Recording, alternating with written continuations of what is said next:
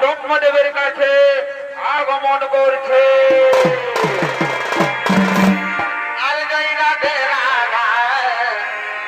কৃষ্ণ কৃষ্ণ রাধে গোবিন্দ গোবিন্দ বল। প্রণাম প্রণাম তব চরণ পিতামহ স্তবকটি প্রণাম প্রণাম। হে হে পিতামহ, আপনি তো সদা সর্বদা কৃষ্ণ গুণ গান করি, কিন্তু কৃষ্ণ নামের মহিমা যে কি তা তো আমার মনে জাগেনি। তবে মনে হই পিতা ব্রহ্মদেব চতুর্বদনে কৃষ্ণ গুণ গান করে, তাই ওনার কাছে গেলে আমি নিশ্চয়ই কৃষ্ণ নামের মহিমা কি তা আমি জানতে পারবো। তাই চলে এলাম। নারদ নারদ, চতুর্বদনে কৃষ্ণ নাম করি আমি, এই নামের ভাবে বিভোর হয়ে এখানে সেখানে ঘুরে বেড়ায়, কিন্তু নারদ এই কৃষ্ণ নামের মহিমা যে কি তা তো আমি জানি না বাবা। তবে আমার মনে হয় ওই মহেশ্বর ছাই ঘোষ শুনেছে নামের ভাবে বিভোর হয়ে এখানে সেখানে ঘুরে বেড়ায়। তুমি যাও বাবা, তুমি একবার তার কাছে যাও।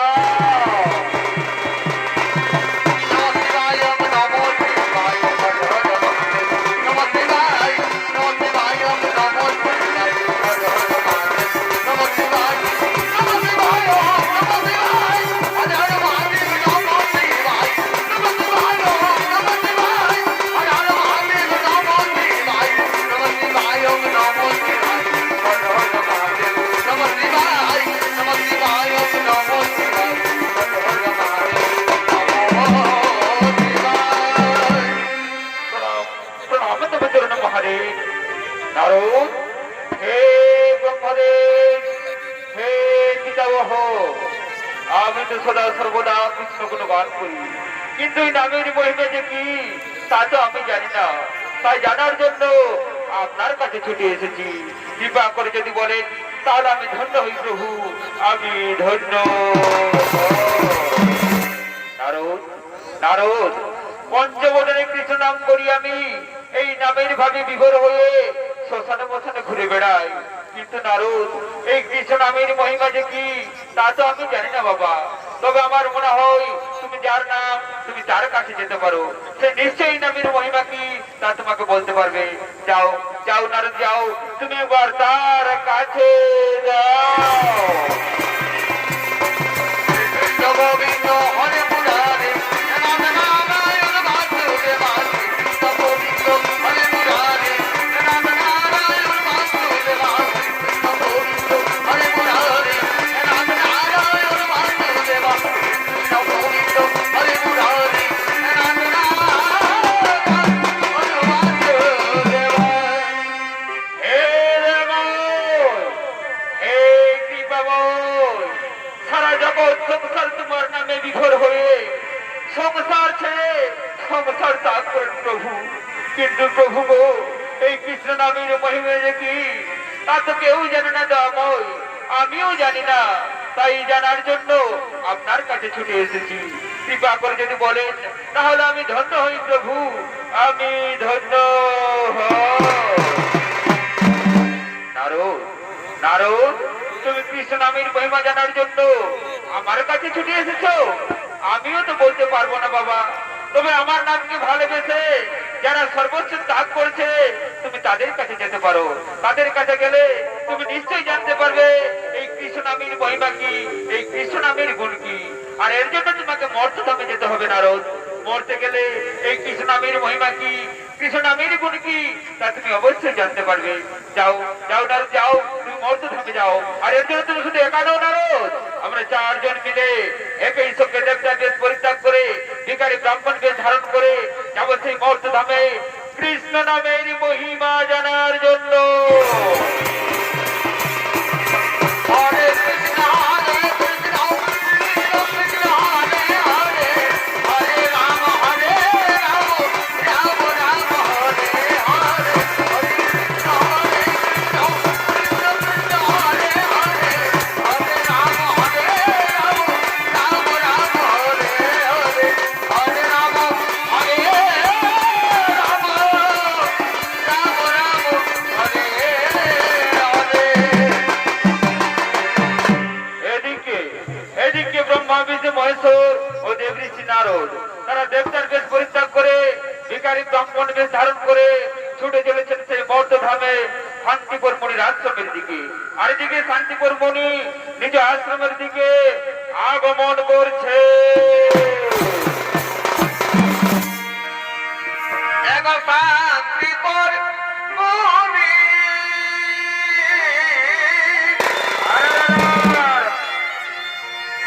আর দিলানাতে দাবি,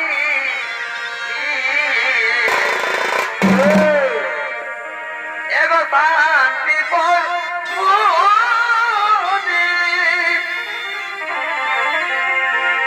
আর দিলানাতে দাবি,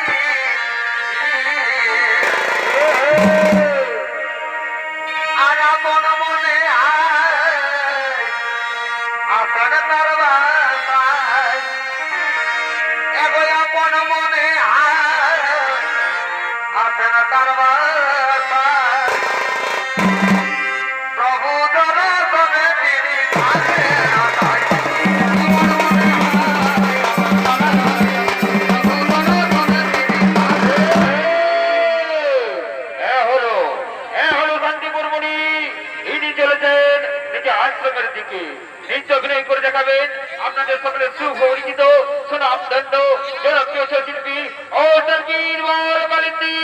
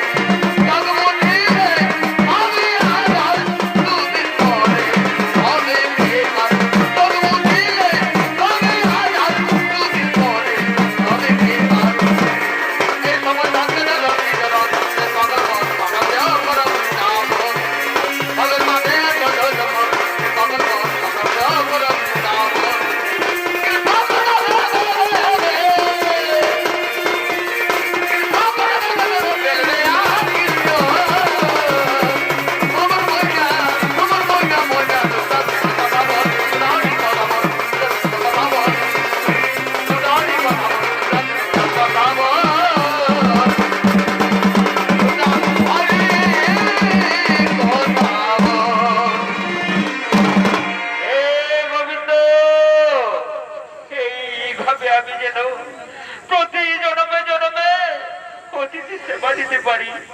এই অতিথি সেবা থেকে আমাকে বঞ্চিত করো না ঠাকুর। প্রভু গো, কবে যে তোমার দয়া হবে সেই আশায় আজও আমি পথ যে বসে আছি ঠাকুর, এই পথ যে বসে আছি। এদিকে এদিকে ব্রহ্মা বিষ্ণু মহেশ্বর ও দেব ঋষি নারদ তারা দেবতার বেশ পরিত্যাগ করে ভিখারি ব্রাহ্মণ বেশ ধারণ করে এই শান্তিপুর মুনির আশ্রমের দিকে আগমন করছে।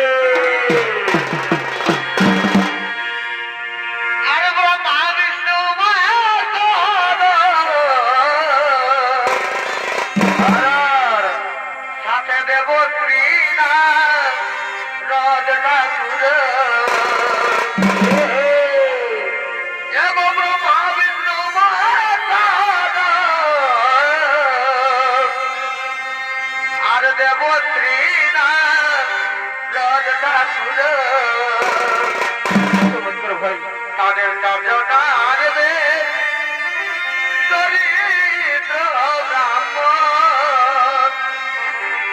তাদের কামনার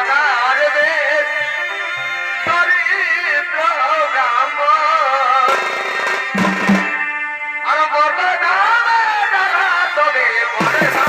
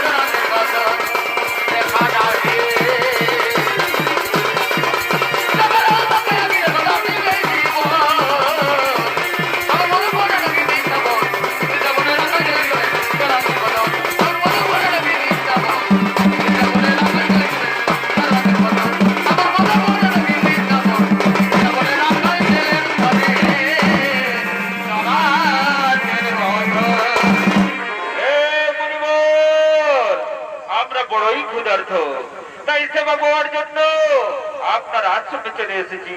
কৃপা করে যদি সেবা দেন তাহলে আমরা ধন্য হই মুনিবর, আমরা ধন্য হই। হ্যাঁ হ্যাঁ হ্যাঁ, আমি আপনাকে নিশ্চয়ই সেবা দেবো। আপনারা আপনারা একটু একটু অপেক্ষা করুন। তার আগে আপনারা আমার সাথে আসুন, আমি আপনাদের বিশ্রামের ব্যবস্থা করি। আসুন, আপনারা আমার সাথে আসুন।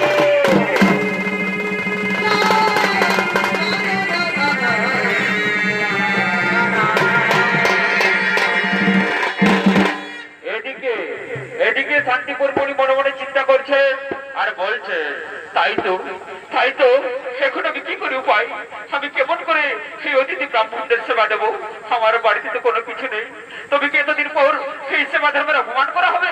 না না না না না, আমার মনে পড়েছে সে আমার পুত্র কোথা, তাকে আমার পুত্র সেই মধুমঙ্গলকে কোথায় কোথায় রে পুত্র মধুমঙ্গল, তুই তাড়াতাড়ি ছুটে আয় বাবা, তুই তাড়াতাড়ি ছুটে আয়। ওরে মধু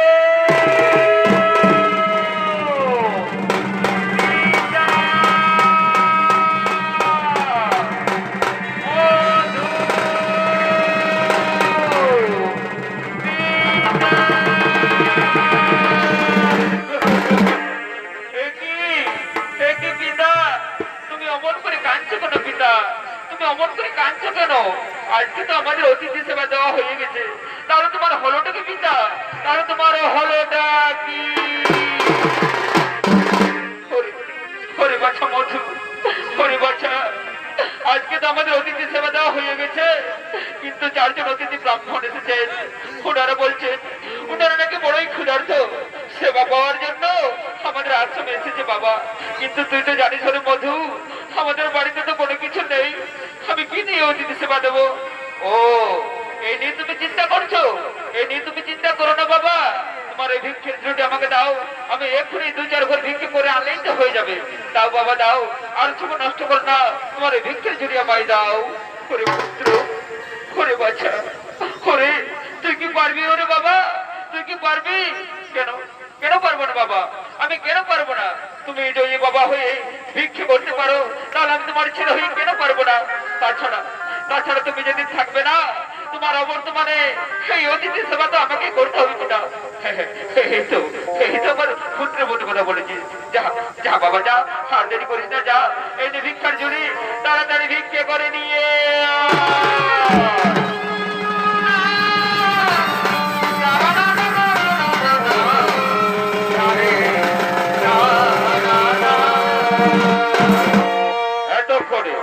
এতক্ষণে মধুমঙ্গল তার পিতার কাছ থেকে ভিক্ষার ঝুড়ি নিয়ে ভিক্ষা করার জন্য আপনাদের দ্বারে দ্বারে উপস্থিত হয়েছেন। তাই মাননীয় দর্শক মন্ডলী, আপনারা মুক্ত হস্তে এই ব্রাহ্মণ সন্তানকে দান করুন। এই ভিক্ষা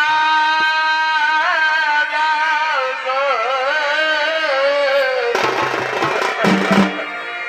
এগোনো করবাসী আর অতিথি সেবা এগোতে আমি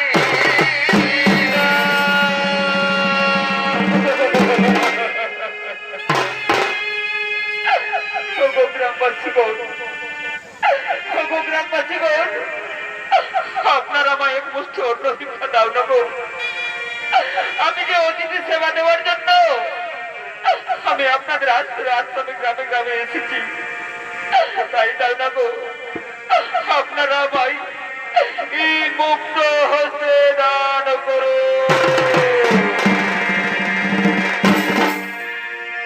আর সত্য আমি তা বলি না,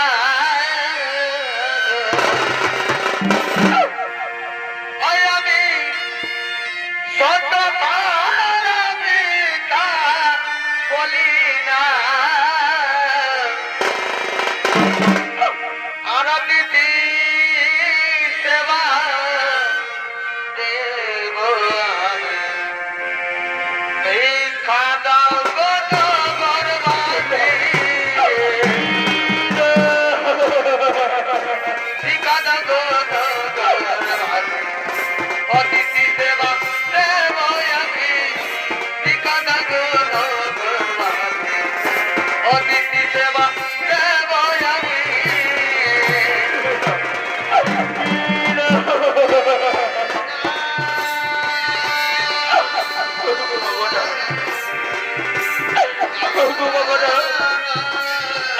আমি তো মিথ্যা কথা বলছি না, আমি অতিথি সেবা দেওয়ার জন্য আমি আপনাদের দ্বারে দ্বারে বিক্রি করতে এসেছি। তাই আপনারা আমায় মুক্ত হস্তে দান করুন। আপনাদের যার যতটুকু সামর্থ্য এই ব্রহ্ম সন্তানকে দান করুন। তাতে আপনাদের সন্তান সন্ততি, আপনাদের পরিবার, আপনাদের ছেলে মেয়ে সবাই সুখে থাকবে। দাও, আমায় আপনারা এই মুক্ত হস্তে দান করুন।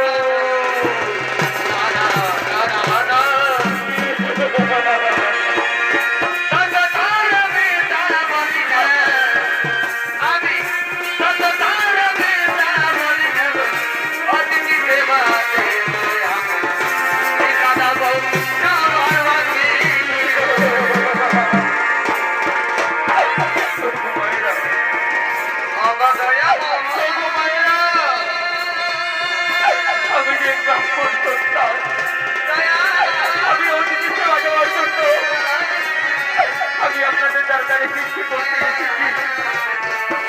তাই দাও না গো, আমায় আপনারা এই মুক্ত হস্তে দান করুন।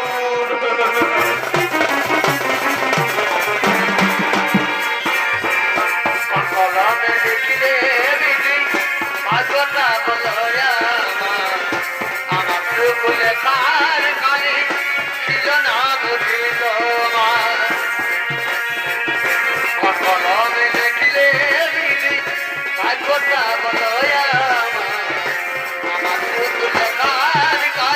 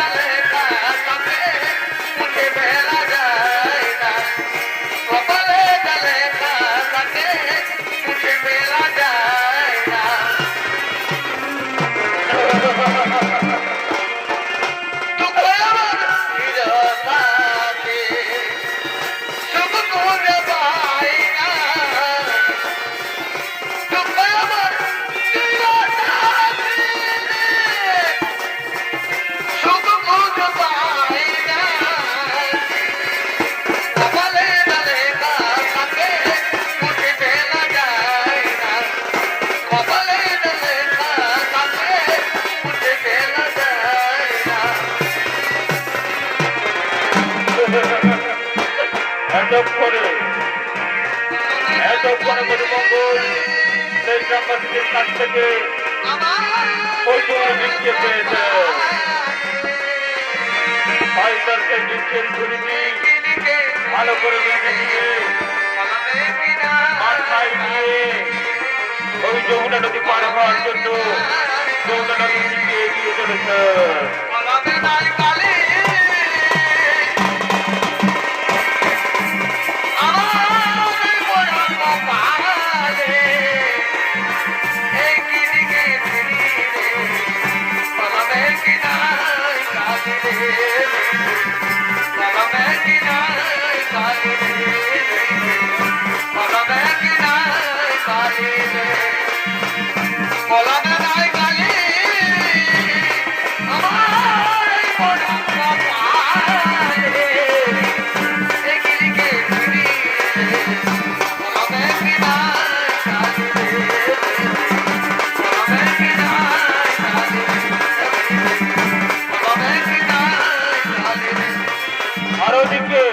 আরোদিকে ভগবান শ্রীকৃষ্ণ তার ভক্তকে পরীক্ষা করার জন্য কুমিরের বেশ ধারণ করে সেই যমুনা নদীর জলে লুকিয়ে রয়েছে।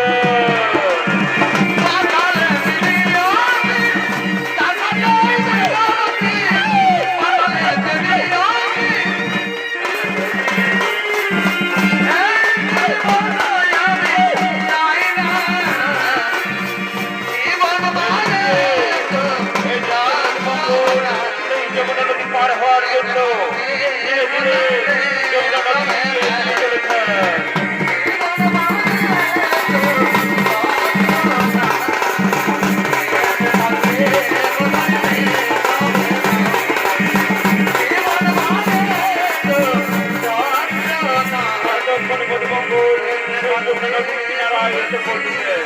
এবং যেই না এই যমুনা নদীর জল স্পর্শ করেছে চার পাশে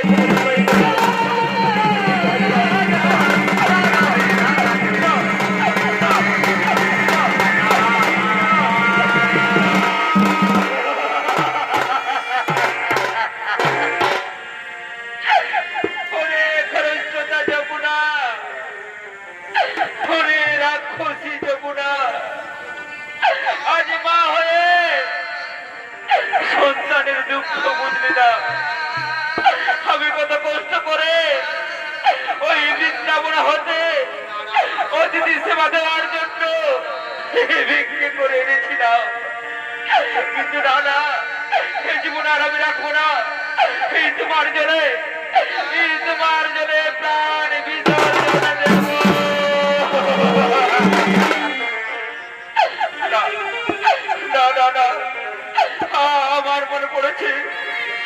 আমার মনে পড়েছে এই শ্রী মধুসূদনের কথা। একবার নাকি আমার শোনা সেই শ্রী মধুসূদনকে কোথায় কোথায় প্রভু যাব, এই দেখা দাও প্রভু, এই দেখা দাও।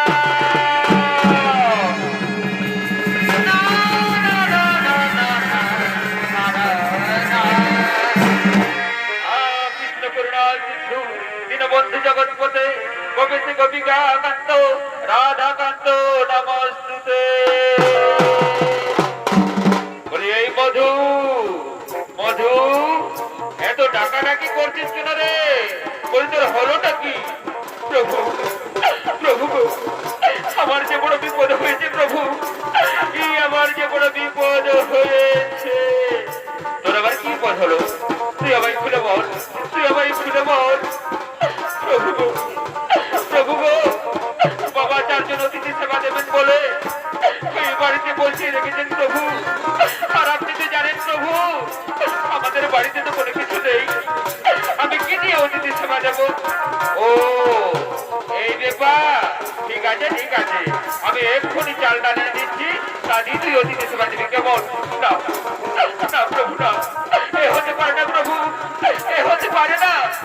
আপনি একদিন দিবেন, 2 দিন দিবেন, কিন্তু তারপর আমি যদি কোনো বিপদে পড়ে যাই, তাই বলছি কি প্রভু, আপনার ওই হাতের বাসি আমায় দাও প্রভু, আপনার ওই হাতের বাসি আমায় দাও। বলি এই মধু এই বাসি দিয়ে তুই কি করবি? প্রভু গো, প্রভু গো, আপনার এই হাতের বাসি কাগজি করে ওই মুদি দোকান থেকে চালটা চুরি করে এনে আমি অতিথি সেবা দেবো প্রভু। বলে মধু, মধু রে, আমার হাতের বাসি কি কোনোদিন অতি হয়েছিল? হয়েছিল তো প্রভু, হয়েছিল তো। আপনি যেদিন কালী রূপ ধারণ করেছিলেন সেদিন আপনার হাতের বাসি অতি হয়েছিল। ও, সে কথা তোর এখনো মনে আছে? ঠিক আছে, ঠিক আছে, এই নে, এই নে আমার হাতের বাসি, নে, ধর, গ্রহণ কর। আর তাতে যদি তোর অতিথি সেবা দেওয়া হয় তাহলে নে, ধর, গ্রহণ কর। আমি এখন আসি ওর মধু, আমি এখন আসি।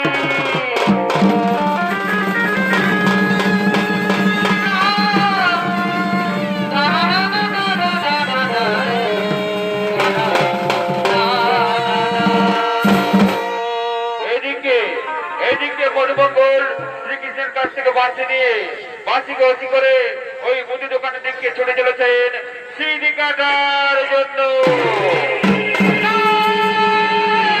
ওই তো, ওই তো, মুদি দোকানখানা দেখা যাচ্ছে। আর মনে হয় এখন সবাই ঘুমিয়ে পড়েছে। না, না, না, না, না, আর আমি সময় নষ্ট করবো না। ওই তো, ওই তো মুদি দোকানখানা দেখা যাচ্ছে। আমার মনে হয় এখন সমস্ত মুদি দোকানদার সব ঘুমিয়ে পড়েছে। না, না, না, ধীরে ধীরে আমি মুদি দোকানের সামনে গিয়ে এই রোগ কাটতে থাকি। এত করে মধুমঙ্গল সেই মুদি দোকানের সামনে গিয়ে ধীরে ধীরে অর্থে দিয়ে মুদি দোকানে সিট কাটতে শুরু করেছেন। সিট কাটতে কাটতে এক সময় মধু সেই মুদি দোকানের দেওয়াল ভেঙে ফেলেছে এবং সেই মুদি দোকানের ভিতরে ঢুকে চাল ডাল চুরি করতে লাগলেন।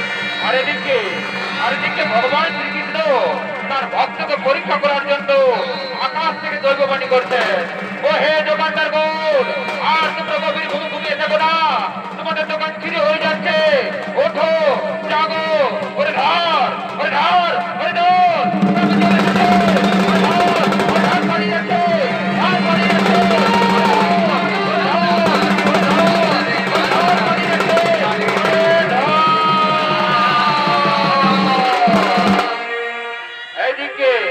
এদিকে মুদি দোকানদারগণ সেই মধুমঙ্গলকে ধরে ফেলেছেন।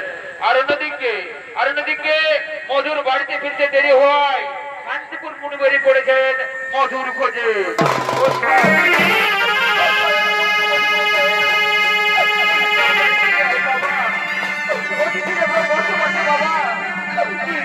ফিরে আয়, ওরে মধু,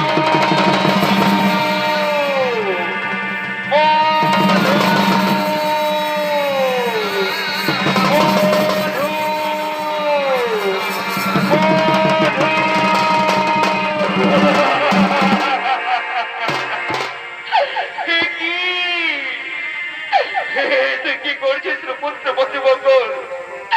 তুই কি করছিস রে বাছা? আই বাবা, তাড়াতাড়ি বেরিয়ে আই বাবা, তুই তাড়াতাড়ি বেরিয়ে আয়। পিতা, পিতা গো, আর আমি তোমার কাছে ফিরে যেতে পারবো না পিতা। পিতা গো, আমি যে ধরা পড়ে গেছি পিতা, আমি যে ধরা পড়ে গেছি পিতা।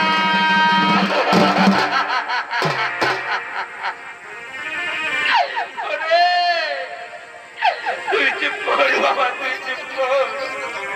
আরে মধু, কাল প্রভাতে এই প্রতিবেশীরা যখন জানতে পারবে শান্তিপুর মুনির ছেলে মধুমঙ্গল চোর, এই অপমান আমি কেমন করে সহ্য করবো রে বাছা? আমি সহ্য করতে পারবো না বাবা। ভাই বাবাই, আমি তোকে সাহায্য করছি, তুই তাড়াতাড়ি বেরিয়ে আয় বাবা, তুই তাড়াতাড়ি বেরিয়ে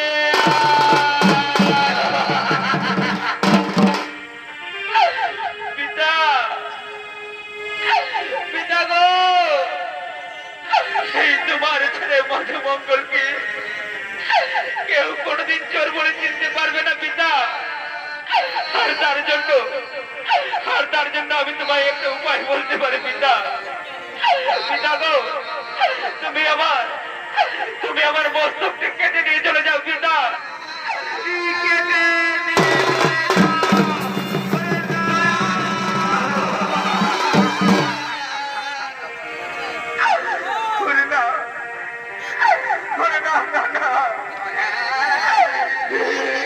করতে পারবো না বাবা, করতে পারবো না। আমি যে তোর পিতা, আমি পিতা হই, আমি কেমন করে নিজের ছেলের মধ্যে কাটবো বাবা? না বাবা না, আমি এ কাজ করতে পারবো না রে পুত্র, আমি এ কাজ করতে পারবো না।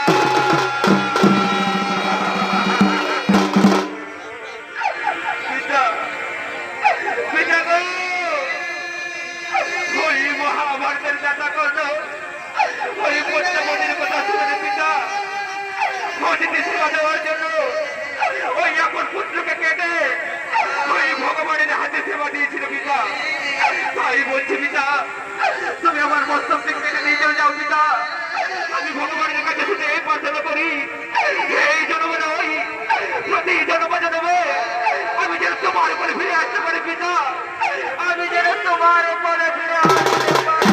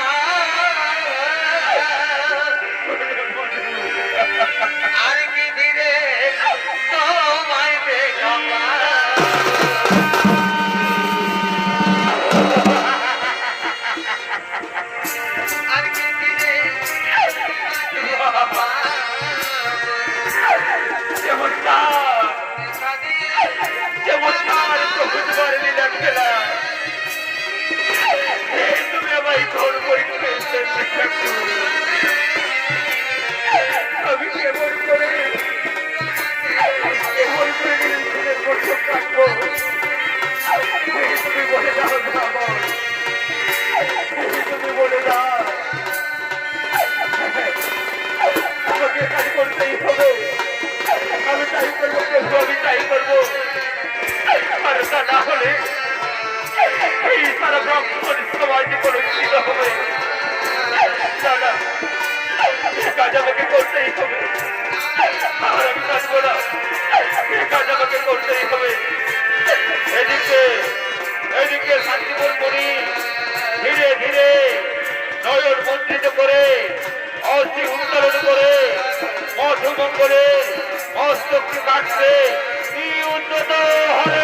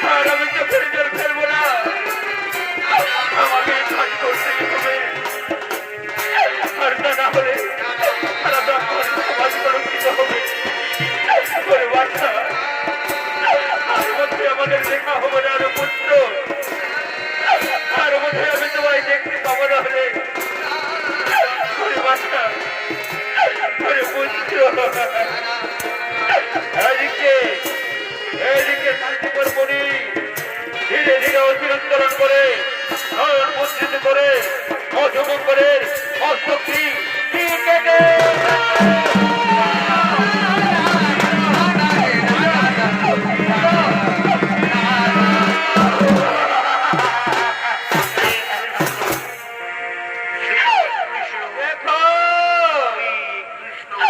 দেখো গোবিন্দ, দেখো আমার পুত্র তোমার নামকে ভুলে না, তোমায় ভালোবেসে এই কি তার পরিণাম ঠাকুর। প্রভু গো, তুমি তাকে আশীর্বাদ করো প্রভু, ও রাস্তা যেন ঈশ্বরকে স্থান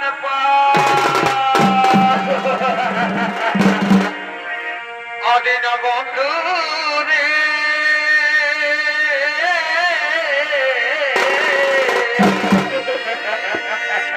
তুমি বিনে আমার কেউ না।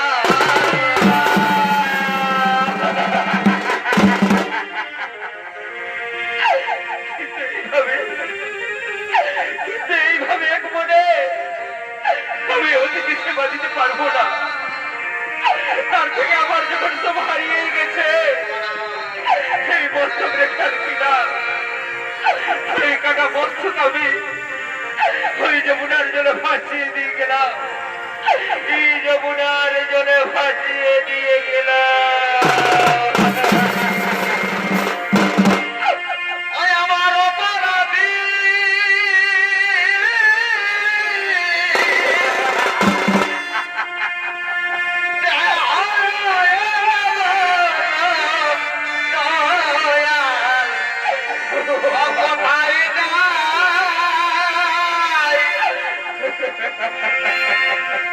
আমার অপরাধী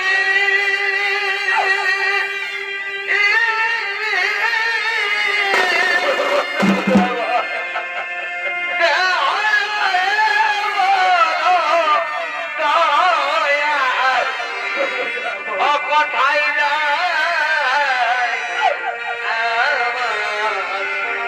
কেউ না।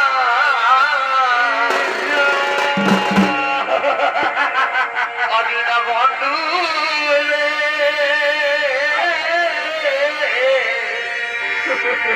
তুমি বিনে আমার কেউ না।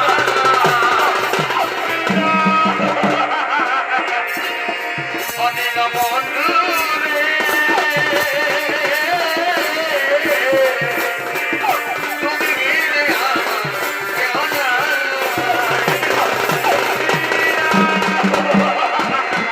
আর গতকাল লাগাবি রে গতকাল লাগাবি রে গেল না আমার সুখেরই কপাল গেল না আমার সুখেরই কপাল। আর গতকাল লাগাবি রে গতকাল লাগাবি রে গেল না আমার সুখেরই কপাল গেল না আমার সুখেরই কপাল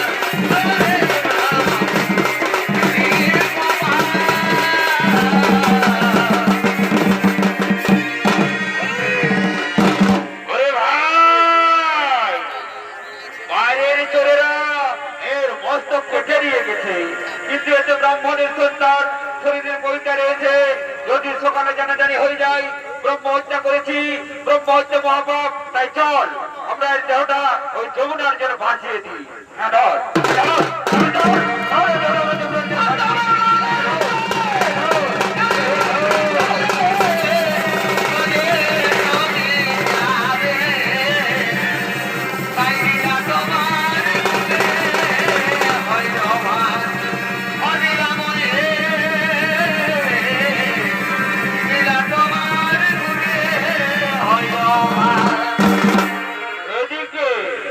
এদিকে মুদি দোকানদাররা মধুমঙ্গলের দেহটাকে যমুনার জলে ভাসিয়ে দিয়ে চলে গেলেন।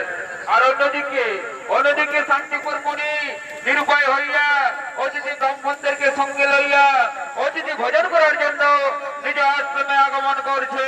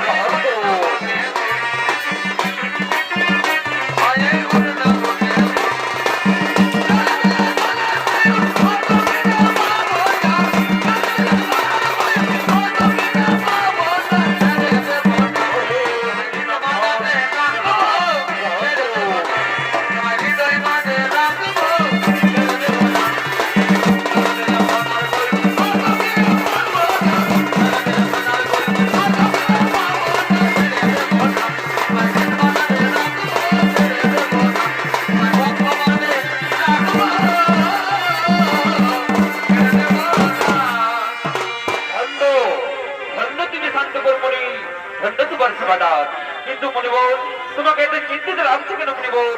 তোমাকে এত চিন্তিত লাগছে কেন?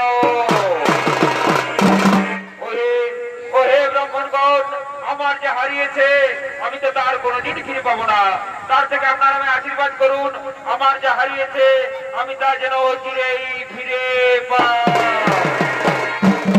ধন্য ধন্য তুমি শান্তিপুর মুনি, ধন্য তোমার সমাদান। আমরা তোমায় আশীর্বাদ করি, তোমার যা হারিয়েছে তা তুমি অচিরেই ফিরে পাবে। কারণ আমরা হলাম ব্রহ্মা বিষ্ণু মহেশ্বর ও দেবঋষি নারদ। আমরা তোমাকে পরীক্ষা করার জন্য তোমার আশ্রমে চলে এসেছি। ওহে ওহে ব্রাহ্মণগণ, আপনার যদি সত্যি সত্যি ব্রহ্মা বিষ্ণু মহেশ্বর ও দেবঋষি নারদ হয়ে থাকে, তাহলে আপনারা আমায় নিজ রূপে দর্শন দিন।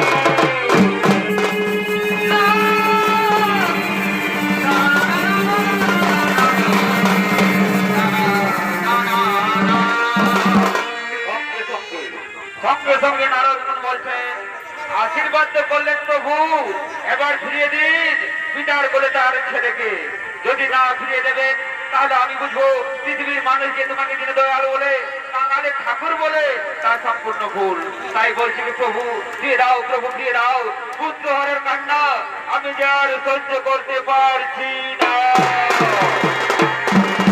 এদিকে এদিকে ভগবান শ্রীকৃষ্ণ যোগমায়াকে শোধ করছেন। কোথায় কোথায় দেবী যোগমায়া? মধুর কাটা মস্তক কাটা দেহ ওই যমুনার জলে গড়াগড়ি করছে। তুমি এক জায়গায় জোড়া লাগিয়ে পুনর্জীবন ফিরিয়ে দিয়ে আমার কাছে নিয়ে এসো। এদিকে এদিকে দেবী যোগমায়া মধুর কাটা মস্তক কাটা দেহ জোড়া লাগিয়ে পুনর্জীবন ফিরিয়ে দিয়ে প্রভুর কাছে নিয়ে আসছে।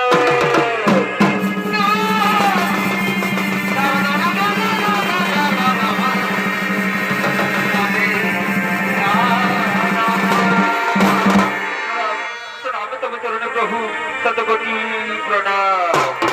বলি এই মধু মধু, তুই যত তাড়াতাড়ি পারিস তোর পিতার কোলে ফিরে যা। তোর পিতা তোর জন্য ছটফট করছে। হ্যাঁ হ্যাঁ প্রভু, হ্যাঁ আমি আবার আমার পিতার কোলে ফিরে যাবো প্রভু, আমি আবার আমার পিতার কোলে ফিরে যাবো। ওগো পিতা পিতা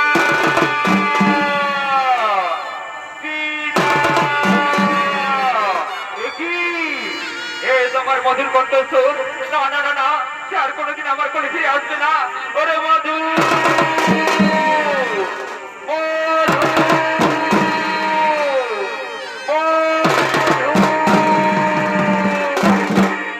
পুত্র, ওরে বাছা, তুই আবার আমার কোলে ফিরে এসেছিস। ওরে পুত্র, তুই আবার আমার কোলে ফিরে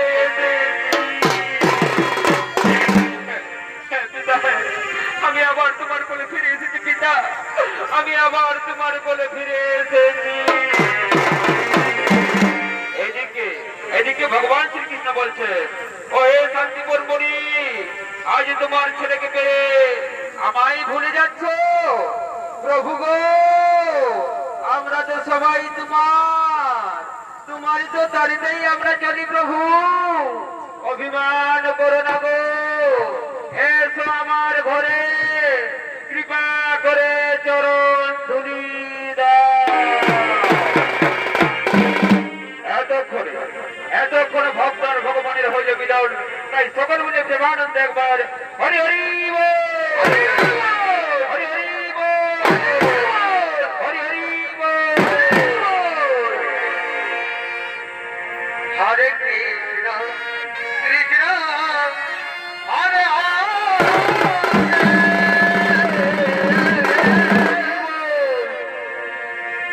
হরে রাম রাম হরে হরে হরে